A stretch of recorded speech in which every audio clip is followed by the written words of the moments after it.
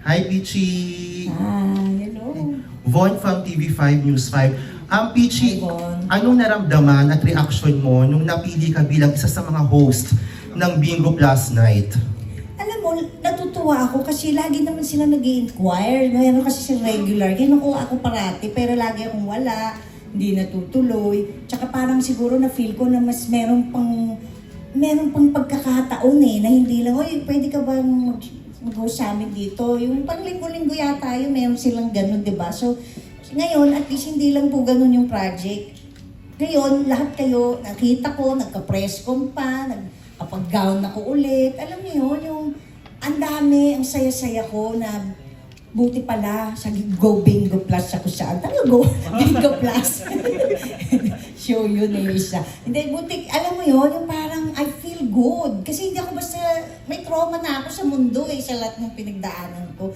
Hindi, I'm still grieving. Lalo na po ngayon, magbababang luksa, mag-birthday. So parang medyo sensitive ako Hindi ako basta, parang may takot ako. Alam niyo na yung grieving and trauma, di ba? So, nagulat ako, pero dito po sa project na ito, parang ang gaang ng feeling ko.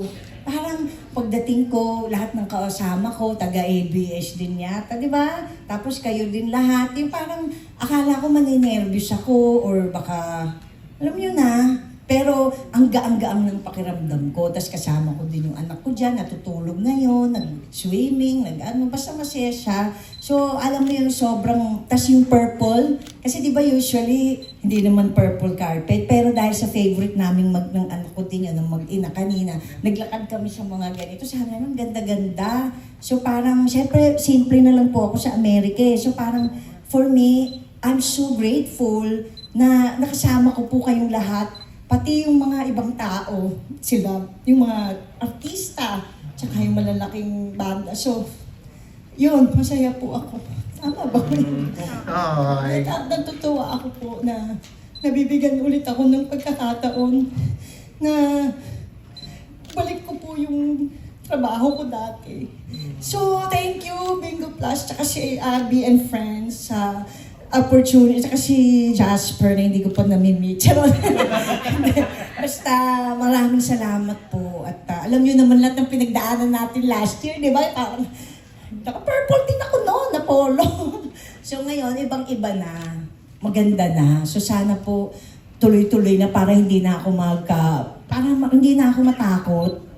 So, mas mapaligaya ko pa po ang bansa, ang lahat, ang Pilipino. Yes, at maging manalo sa Bingo Plus. Diba?